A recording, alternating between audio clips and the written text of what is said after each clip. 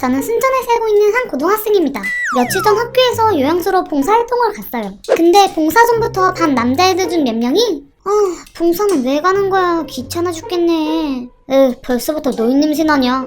이러면서 막말을 하는 거 있죠? 요양원 들어가서도 다른 애들은 조용히 봉사하는데 글쎄 걔네들은 침대에 누워있는 할머니한테 네 이놈! 당장 일어나지 못할까? 꿇어라. 이것이 너와 나의 눈높이다.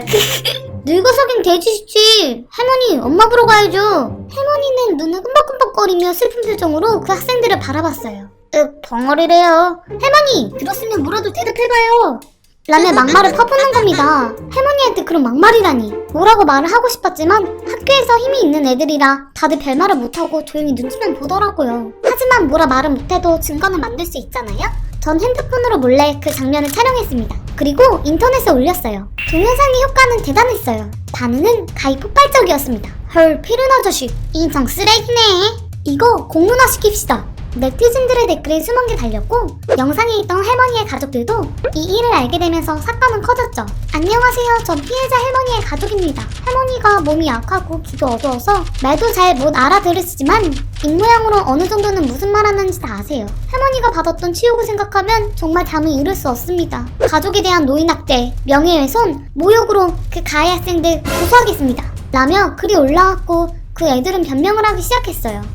그게 아니라 만화 캐릭터 대사 따라한 거예요. 장난으로 그런 거라고요. 그게 할머니도 가만히 있으니까.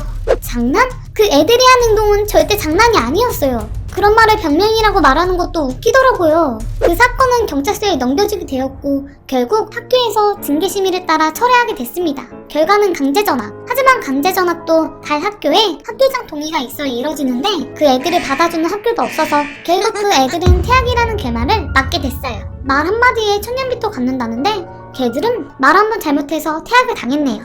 정말 꼴 좋습니다. 그리고 앞으로 착하게 살아야겠다고 다시 한번 다짐합니다.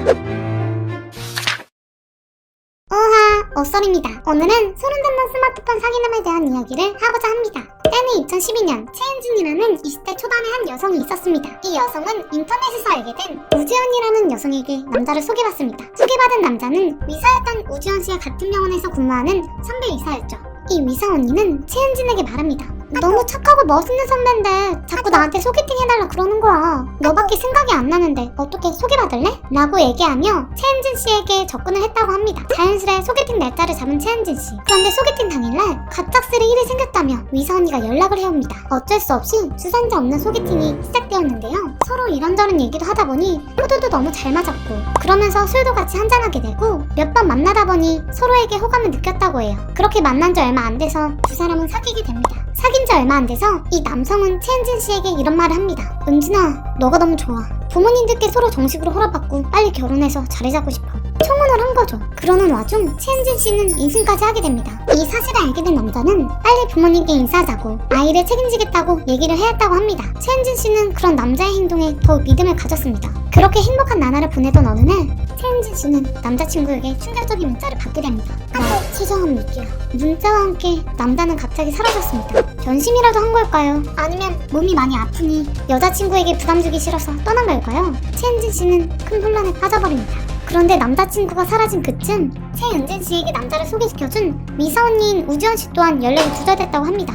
최은진 씨는 바로 미사 언니가 일한다는 병원을 찾아갔습니다.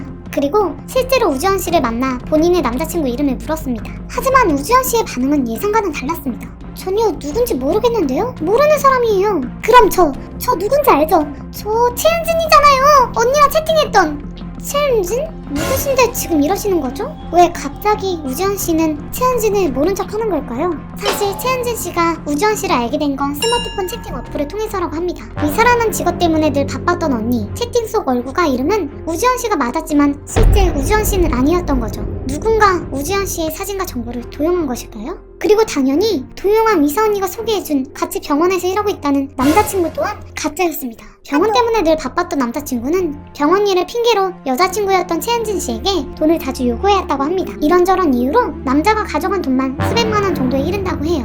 최은진 씨는 드디어 이상함을 눈치채고 경찰에 수사를 의뢰했습니다. 경찰 조사 결과 남자친구의 이름 또한 거짓말이었던 걸 알게 됩니다. 게다가 피해자는 최은진 씨뿐만이 아니었습니다. 다른 여성 피해자들이 더 있었죠. 더 놀라운 건 미서 언니가 남자친구였던 사실이 밝혀진 것입니다. 이 남자는 여자 얼굴을 자기 얼굴이라 어플에 올려놓고 여자들에게 먼저 다가가 친해진 뒤 남자친구 소개시켜줄까? 라는 수법을 썼다고 합니다. 그러면서 그 소개팅에 직접 나가는 방식으로 사기를 쳐왔던 거죠. 모든 게 거짓이었던 이 남자에게 최은진 씨가 할 수 있었던 건 아무것도 없었습니다. 지금도 스마트폰 어플을 통해 수많은 피해자가 생기고 있습니다. 쉽게 사람을 만날 수 있다는 장점이 있지만 익명성에 가려 범죄에 취약하다는 단점이 있죠. 더 이상 이러한 피해자가 나오지 않았으면 좋겠네요.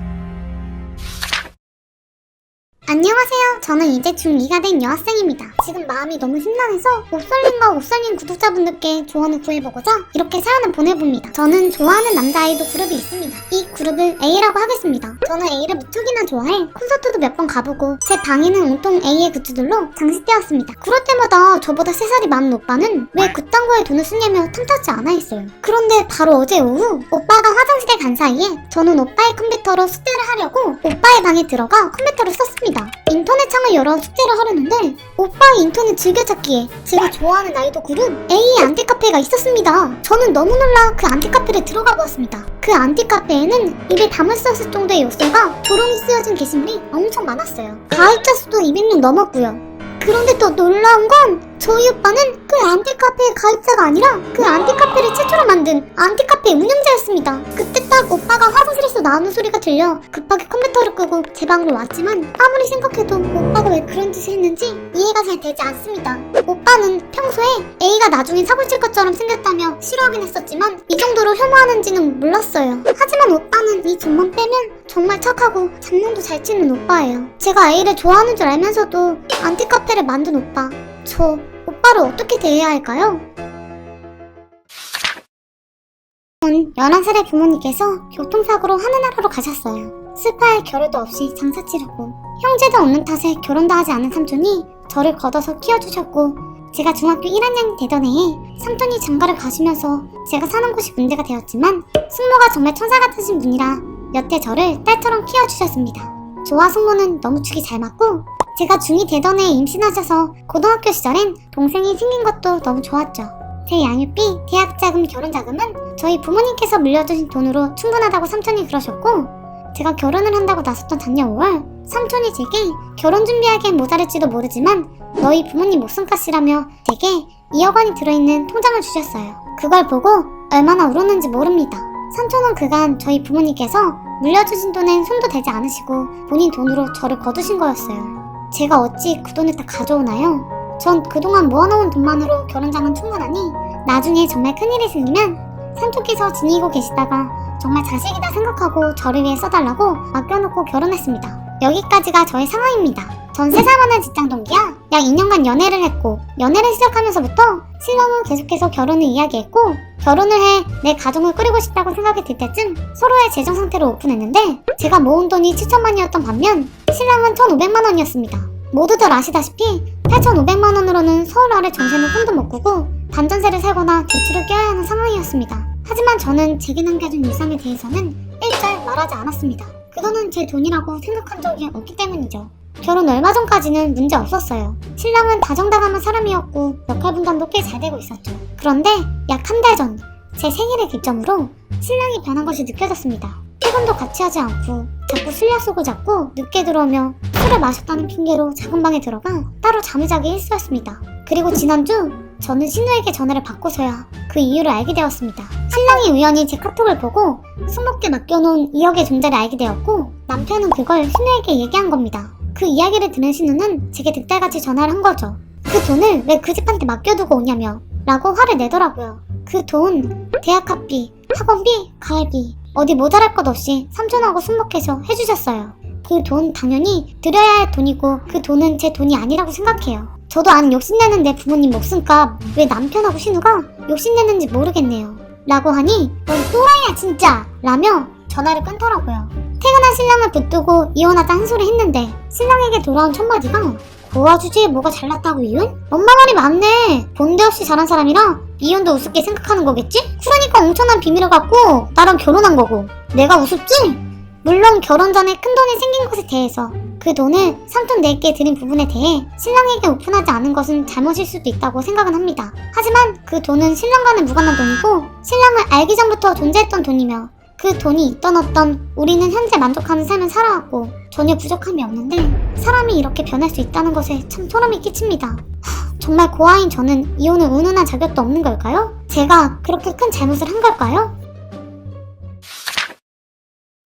안녕하세요. 저한텐 같은 대학 동반내기 남친이 있는데 요즘 남친 행동 때문에 너무 정 떨어져요. 사귄 지 30일 정도 됐는데 남친이 밥을 좀 빨리 먹어요. 좀이 아니라 많이. 만약에 탕수육 짜장 짬뽕을 시키면 자기 걸 엄청 빨리 먹어버리고 탕수육을 거의 흡입하듯 해서 저는 한 3조각밖에 못 먹었어요. 저는 천천히 오랫동안 먹는 편인데 남친이 빨리 먹길래 사귀는 초반에 오빠 나 먹는 속도 좀 맞춰주면 안 돼? 했더니 나는 빨리 먹는 게 습관이라 못 고쳐. 나 학생 때부터 이렇게 먹었는데? 하더라고요. 그리고 문제는 자기가 많이 먹는지 몰라요. 내가 빨리 먹긴 하는데 솔직히 많이 먹는 건 아니지. 너도 먹을 만큼 먹잖아.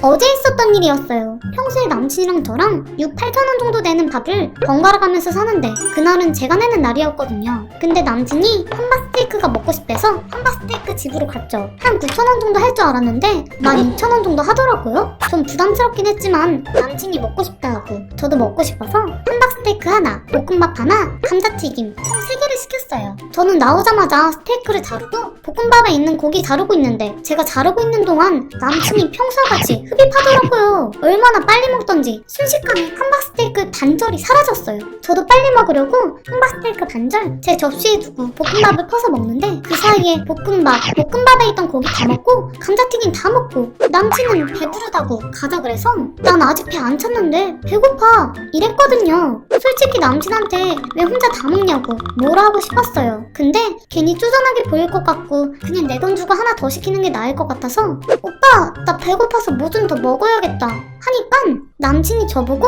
너 돼지야? 난 엄청 배부른데 넌 어떻게 이거 먹고 배가 안 차? 라면서 저를 돼지 취급하는 거예요. 너무 열받더라고요. 저는 먹는 양도 그냥 보통이고 체중도 적게 나가요. 제가 뭐라 하니까 남친이 난 배부른데 너가 배가 안 차는 거 보니까 네가 나보다 많이 먹는 거지 라는 개논리를 펼쳐요. 남친 사귀면서 제가 이렇게까지 해야 되나 싶고 차라리 혼자 먹는 게 나을 것 같다는 생각이 듭니다. 정말 헤어져야 할까봐요.